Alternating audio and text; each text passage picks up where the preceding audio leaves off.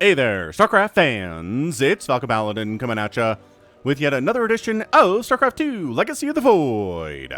Today, gonna be a match between Soul and Stats here on Pillars of Gold, the latter edition. Top right hand corner, it is the Polish Terran player Soul, and in the bottom left, it is the Korean Protoss Stats. He is terrifying. Soul is also terrifying, but not nearly as terrifying as Stats is. So, Soul's TVP is very, very excellent, and this is a long macro game. I'm excited to see what he does against Stats here, because I wouldn't have thought that Soul was capable of a long macro game against Stats, but we'll have to see. Alright, so no proxies from either player. Hit that like button, just helps the algorithm.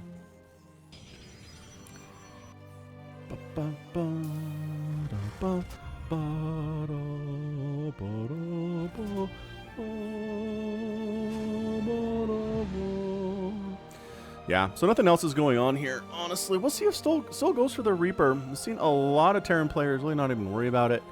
It's pretty much impossible to kill a probe that's owned by somebody as good at this game as Stats is. So I'd be kind of shocked if that's what happened. But, a Marine is fine too in this situation. Checking for proxies here as Stats. If you're going up against someone who is ranked lower than you on the Oligulak, then proxies are, I'd say, more frequent than otherwise. So it is a Marine from Soul. Not too shocked by that, honestly. It's fine, right?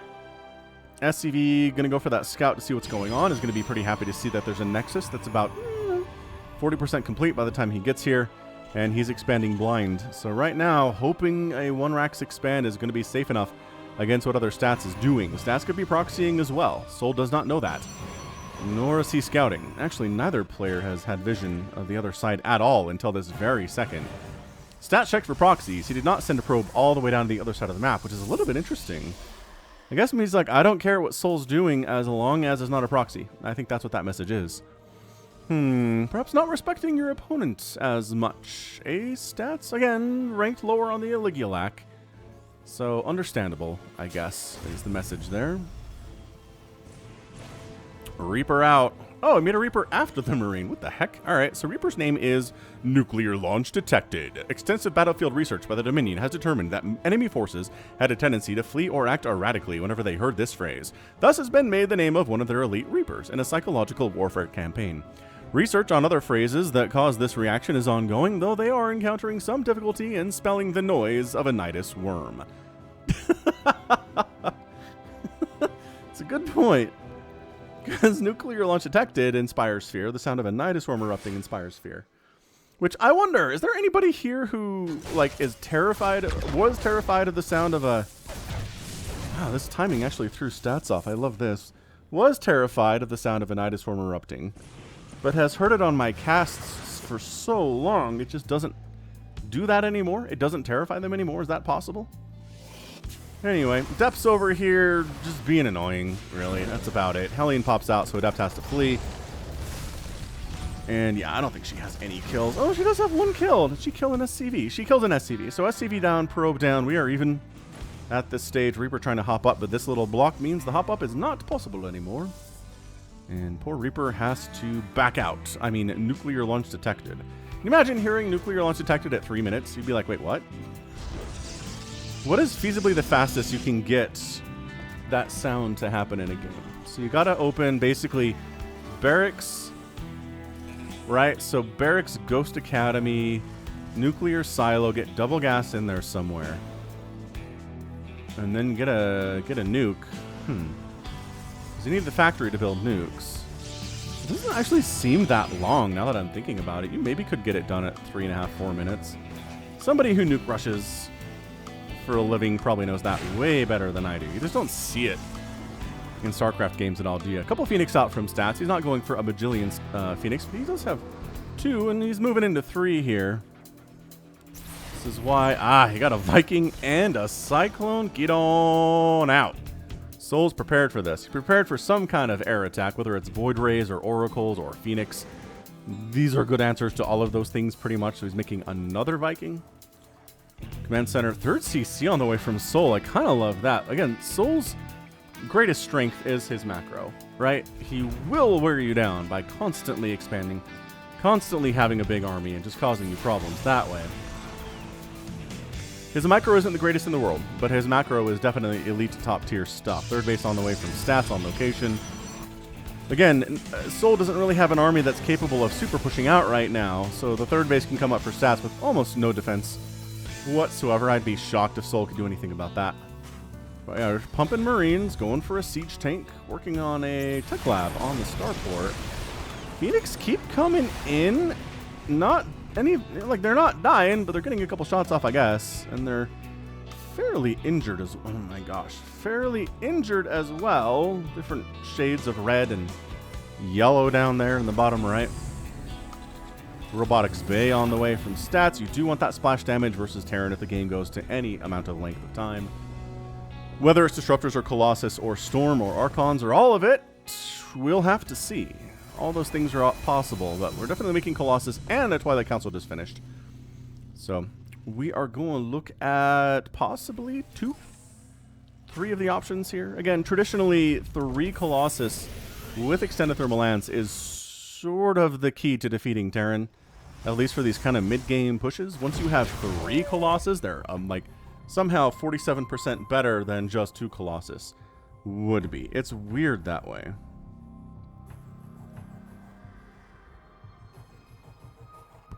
Alright, so third base lands here from Soul without taking any hits from the Phoenix, which is nice. And Stats is just like, alright, well, I mean, he's been macroing as hard as he can. He's got a smaller army than Soul does. He does have more workers. He's about 12 workers up, but mules are good units. That Marine is very dead. And the income up in Soul's favor for a bit, and then goes back down, and that's what the mules are all about. Phoenix do pick up a couple SCVs. But again, that's why there's a turret here. Oh, and they recalled out to avoid getting massacred by the Vikings. So yeah, just kind of slowing down the economy of Soul a tiny bit. Mules are good, though, in the third base. Getting muled is going to be pretty helpful as well to Soul to keep up in economy. So he's got a bunch of Marines, couple tanks, couple Cyclones, working on an armory, working on +1/+1 and combat shield for those Marines. Marauders also benefiting from the 1/1 and the Ghosts, if we see any of those today. But 8 gateways are in production from stats right now. This is a big number. That is a big number of gateways, man. Not going to say no to that. Alright, Extended Thermal Lance finishing up here. Colossus count is 2 with another one on the way. See? We're not surprised by that, are we? We are not. Just another base. Yeah, that's just going forth. So I guess the way in which Soul gets into a super long macro game against stats is, well, first of all, we get our 3rd and 4th bases up without really too much difficulty at all. I think Soul's been a lot more aggressive, or stats has been more aggressive versus Soul, rather, but Soul's still doing all right here. Another Marine dies. It's fine. That Marine was sent out to die. If that Marine came back alive, I think Soul would have been very disappointed in it.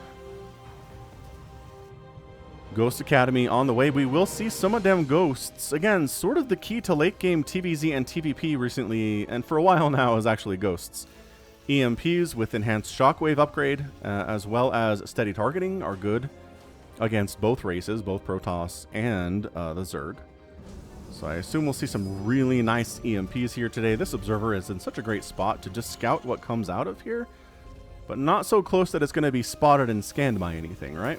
So that's a really nice position from Lestats. There's the enhanced shockwave upgrade. As predicted, we're working on Blink. We're getting a Warp Prism. So yeah, both players are going to be maxed out here soon. They're both at about 75 workers. I don't think we're going to see too much more pro production out of stats, and he's not. Phoenix just, there you go, just getting random SCV kills at this base as Soul brings over the command center to land it. So yeah, we're just going to, well, we're going to attack in with some Archon Zealots and 4 Colossus. Whoa! Ooh, 12 SCVs in total have died between the attacks of the Phoenix and that little poke into the third base. And Stats decides to back out. He's like, okay, got a lot of Marauders, got a lot of Siege Tanks. The Colossus are not going to do super well against those. The Archons not either, to be honest with you. So let's make another base. I'm actually quadruple pumping probes here. So Stats, remember when I was like, Stats is done making probes for a while? Nah, he's going all the way up to 80-something right now.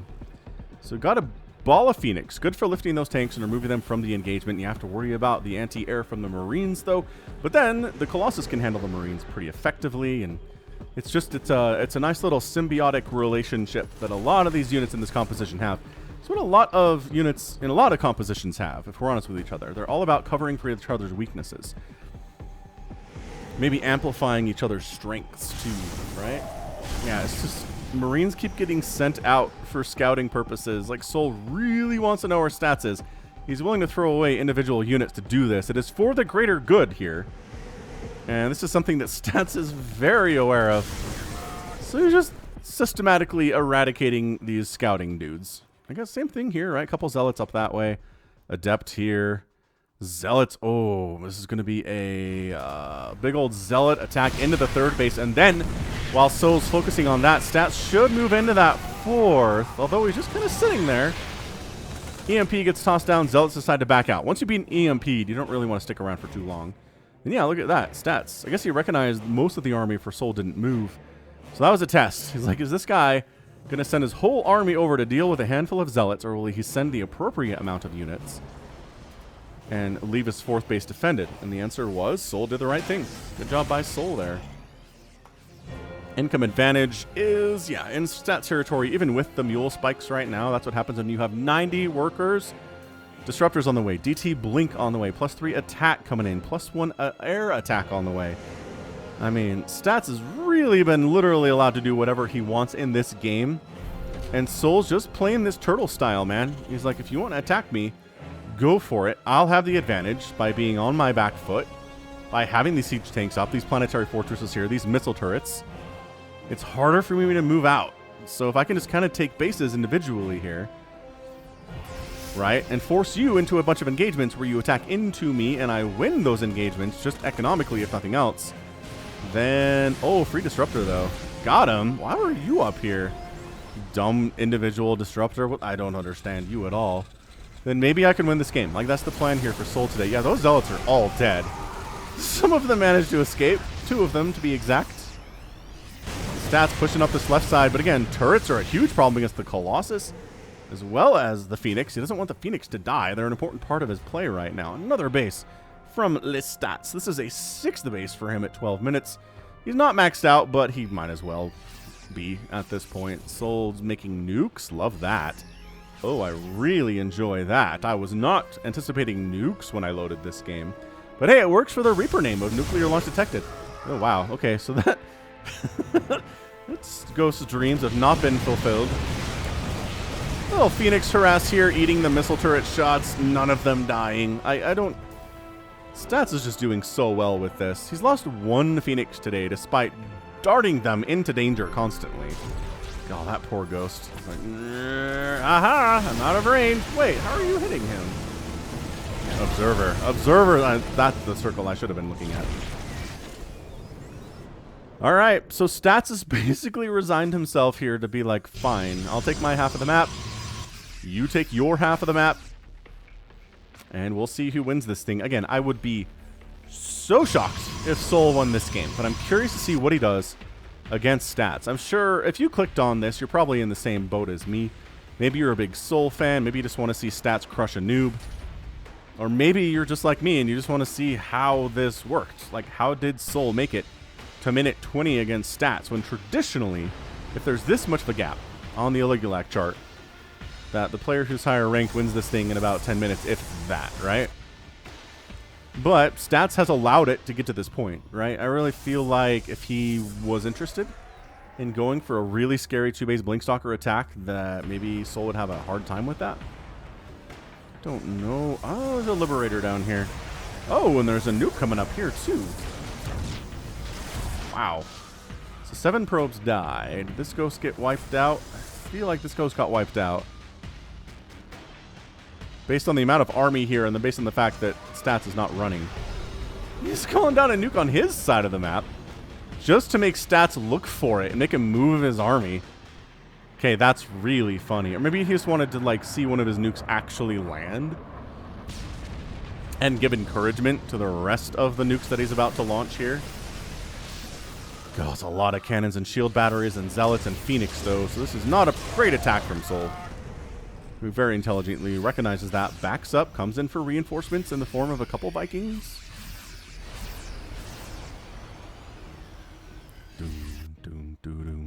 More nukes on the way. Got a battle cruiser, double pumping battle cruisers coming in here right now. Actually getting building armor, which increases the bunker capacity too. I don't know if that's ever something that matters, especially because we don't see a lot of bunker play into the mid and the late game for Terran, but that's why it's a dumb upgrade. It'd be nice if you could get it fast. You could use it to like bunker rush somebody. But as far as defensively goes, yeah, seeing how it's super cool and upgraded, you can fit 6 slots. Awesome stuff. Attempting a nuke, no. Ooh, got an observer though, that's pretty good stuff. Attack into the left side here, Storm is up. Cannon's getting free shots on everything, and the shield batteries are just not letting anything die right now. Once they're out of energy, the cannons can be dealt with, but until that point, no. Nope, Tempest's on the way, more nukes coming in. And I think Stats has officially taken every single base that is on his side of the map. Sol's got 2 available to him that he's not taken yet. He's going to take this top left. As far as this one is concerned, maybe a little bit later, but he doesn't need to. Both players are working on banks. They've been maxed out for some time at this stage. Nobody's really lost an army. But the battle cruiser play, which is why you get Tempests, I don't know. We don't see a lot of battle cruiser play against Protoss. Just because Tempests are amazing, and Stalkers trade really well versus them too. I guess we're another dead ghost. Again, I think number of ghosts that have died, 6. 6 ghosts have died. Nuke. Oh my gosh. Look at this. Look, he found the red dot instant-friggin-taneously. He tries to kill the observer that spied on him. He did not get it, because the observer's right there. A little bit of a zealot run by into some siege tanks. They don't kill anything. I don't think they cause some friendly splash damage from these tanks, though. So there are some injured units in this general area, but otherwise I think it's fine. So +3 air weapons, +3 air armor, and shields level something is coming up right now. Shields level 3. Jeez. Stats, your upgrades, though. So the battle cruisers can sit here and kill stuff, because one Tempest does do big hits on them, but it's not that much. Tries to finish off he does get the cybernetics core. And does actually deny air armor level 3, so that's a minor victory for Sol. It's not going to win him the game, but if you want to slow down Stats' ability to have all the upgrades known to Skytoss, then that's a good one to get. He's actually not restarting it because he needs to replace the cyber core. Annoying. I'm sure Stats is annoyed at this stage, is what I'm trying to say. 3 more battle cruisers on this side. He's building more BCs. Like, this is not I'm making 2 BCs and it's hilarious, and I'll see what I can get done with them. Look at him eating storms, too. Like, Storm ignores armor, but BCs are just such a giant health pool of 400. What? Yamato, and jump. Ah, the Yamato jump combination. It's a strong one, it is. This isn't the same BCs. No, because the other one's used. There you go. Yeah, 550 HP on a battle cruiser. Even if you're ignoring the armor, it takes a while to just chew through that. Even with Storm, which is a big output, big damage output thing. Sol's sacking SCVs in an attempt to whittle down his total supply here. You're not killing a planetary with Archons or one Immortal, honestly. Good EMP there. And he's actually nuking. No. So he cancels the nuke because he's like, I don't need it. His Colossus are kind of trying to kill the siege tank, but the missile turrets wipe them out. Again, Stats recognize what he was doing there. I don't think he accidentally lost those Colossus. He recognized what he needs are things that actually attack battle cruisers. And Colossus are not good in that situation. So Stalkers, good, yes. Dude, Sol sacking SCVs like it's yesterday here. I don't know what that meant. I'm tired. That's all. That's all that's happening right now. Mothership coming in. Sol going for an attack while Stalkers and Disruptors versus a Planetary. They're going to get it. But My gosh, the disruptors get wiped out, and then the stalkers just really can't stand a chance. But a DT blink attack on the planetary fortress takes it out up here at 20 minutes. Woohoo! That was amazing. This group is not attacking into anything. Okay, this is not the greatest attack I've ever seen. And in fact, everybody's probably going to die. Ooh, they're going to get a cannon. No, they're not going to get a cannon. A successful nuke! Oh! And there are fewer cannons here, and then the Sky Terran army has arrived. Yamato, take that. Take that and that, Tempest. You think you got me? I don't believe you do. Bit of a storm here. This base is getting completely wiped out. I don't think there's any saving it right now. You can distract the Terran army from their goal, but they will take down the Nexus eventually. EMP gets tossed down on that High Templar. Another nuke comes up, and this time the ghosts have some support. You can't just wander down here and kill him. He's got enough BCs and Vikings to make this work here. Stats remaxing on Tempests. Nuke kills nothing, but it does catch this tree on fire. When really it probably should vaporize the tree if nuclear technology is what I understand. He's going to try to take this down again. And blink. Oh, it's such a great ability. We just don't see enough of, man. All right, so this is really damaging now. A lot of these SCVs and mules are going to die. There's nothing in the general area. Again, currently, Soul's army is extremely immobile. Battle cruisers are not fast. Vikings are not particularly fast. What was that? I remember to thank you? Is that what he said? I don't know. So stats is maxed out. We just teleported all the BCs in here. Taking down the mothership. That is kind of her goal in life, is to die. Depowering all of the warp gates by taking out several pylons. And then kind of getting out of here because, again, the large problem is that there's a bunch of fully upgraded Tempests over this way with Stalker support, and you jumped in, so you can't jump out.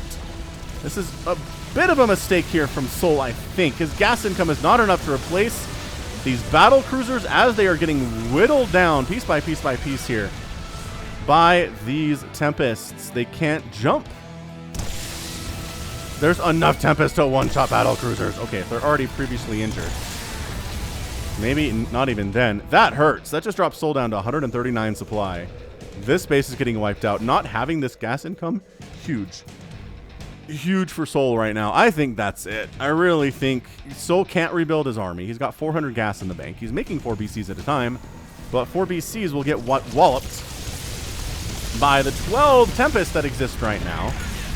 They don't even have the tectonic destabilizers upgrade. Okay, hang on. Viking count's a little bit scary, but guess who was saving up his jump back home? It was Stats. So Viking count crazy. So we are trying to Sky Terran this thing today. Oh my gosh. The DT blink attack into a planetary fortress. It is worse than a Baneling bomb style attack. I'm just going to say it right now. I feel like it's worse. Oh my gosh. So many dead SCVs.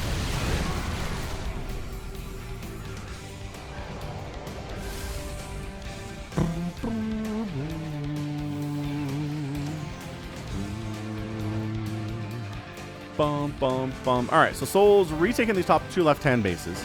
The resources lost here is 30,000 for Soul and 21 for Stats. So again, if you split the map in half and one player loses more resources than the other one, the player who loses the fewest resources is probably going to win. That is a weird spot for a nuke, and it gets canceled. Obviously. More DTs over here, man. Stats is getting more out of these Dark Templar than I've seen in a long time.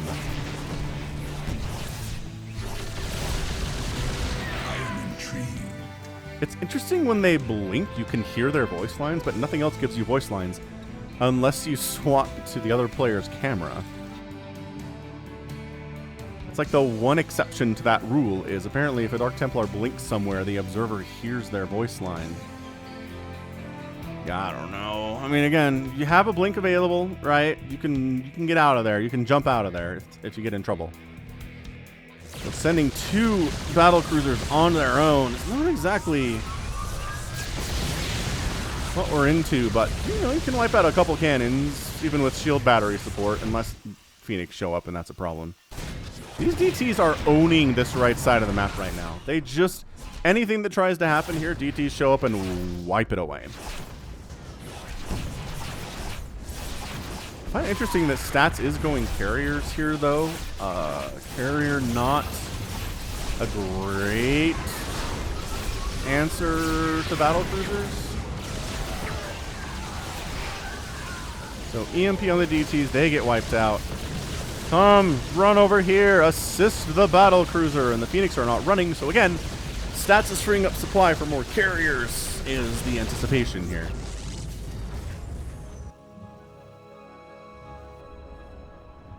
I mean, Soul has the same overall supply as Stats does. But his gas bank is exactly 300 gas, where Stats is at 4,500, and that's your difference. That is such a massive, massive Sky Toss style army. It's got a couple High Templar inside. What the recall? Oh, the Mothership. The Mothership got into the main base. That's what was over here. Okay. So Mothership recall. Battle cruisers jump right on top of everything. All right, this is where we're going to end it. Yamato's getting jumped onto every single one. Storm getting thrown down on these Vikings to greatly weaken them. But see, even if Soul manages to hold on here, which I'm not convinced he can. Oh, hold on. The Vikings are... There are so many super duper injured Vikings right here. But another Mothership is going to die. She doesn't have any support. What's that recall? Ah, Mothership got killed. There was an evacuation of some of these carriers and a couple Tempests. See, but Stats production tab is 8 carriers at a time, and Souls is 1 battle cruiser at a time. So that's why Bank is a big deal. That's why having your half of the map mined out almost faster than your opponent does is a really big deal. But I don't know, Soul kind of closed the gap there. It's 45 to 40,000 resources lost. It was a bigger one before, I believe.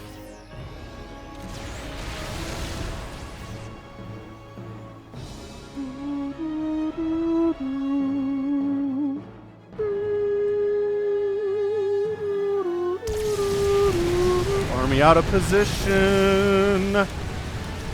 My gosh, Stats didn't even bother with the Tectonic Destabilizers upgrade.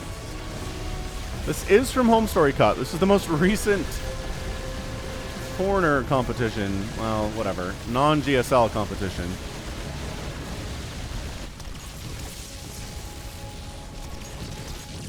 Okay, base for a base. Battle cruisers jumping where?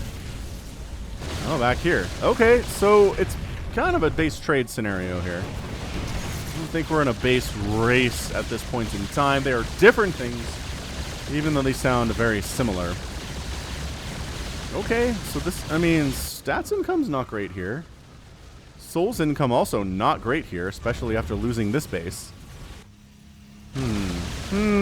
I say. Trying to shield battery overcharge through all of this +3 air attack battlecruiser stuff is actually not enough. Battlecruiser DPS is pretty good, guys. Alright, so base down. Stats is up to this. He doesn't really have a ton of mineral income right now. He's got a scattering of it. Soul actually has a healthy base, sort of, that he's muling right now. Muling? Yeah, that's what I was trying to say, muling. Stats taking this top left. He's like, I've killed this so many times, it's mine now. Soul actually sets up down here. Ah! He gets a couple missile turrets built up. But, wow. Carriers trying to do what they can. Battle cruisers on the other side. They're really just kind of focusing down the interceptors here, which is not going to work out ideally. Oh, yeah, that's so many GG. Soul taps out. Stats is your winner in 20 minutes, 29 minutes and 24 seconds. That was one heck of a match. Good job, man. Soul doing crazy stuff. Battle cruisers and ghosts and a million Vikings, and someone is still in the game for some reason. I don't know why. But yeah, when you basically split the map in half, except that Soul never really got that top left established for very long, and it's 59,000 resources lost to 46,000 resources lost, that's not going to go super well for the Terran player at all. Just Stats very comfortably took his half of the base, Made a million Tempests to deal with the battle cruisers. Made some carriers for the next round. And that was all she wrote. Lost both of his motherships, but that's sort of what happens to motherships, is they die because they're threatening and they're huge and they can't really escape damage all that well. You know what I mean? All right. So yeah, as expected here, Stats ended up winning the game, but, you know, Soul got him to about 30 minutes, which is not bad. Someone is still sitting in this match, and I don't know who it is. Whoever, apparently, Trados was in the game. What's up, Trados? Trados was in the game. 151 SCVs died and 53 probes went down. That's kind of a big deal. 6 planetary fortresses, of at least 3 of those were due to Dark Templar Blink shenanigans. 2 command centers went down. 3 Nexuses died, which is pretty good for a 30-minute game, I think. But Soul held his own, I would say. He did hold his own. Didn't get the win, but definitely up to my respect for him. So, nice job by the Polish here. And, yeah, Stats just being Stats. All right. So that right there is going to be it from me. This has been Falcon Paladin coming at you with yet another edition of StarCraft 2 Legacy of the Void. Go ahead, hit that like button, hit that subscribe if you like what you saw and what you heard today. You can also catch me on Twitter, Facebook, Patreon, and Twitch, all at /Falcon Paladin. And until next time, as always, thank you so much for watching. You take care of yourself.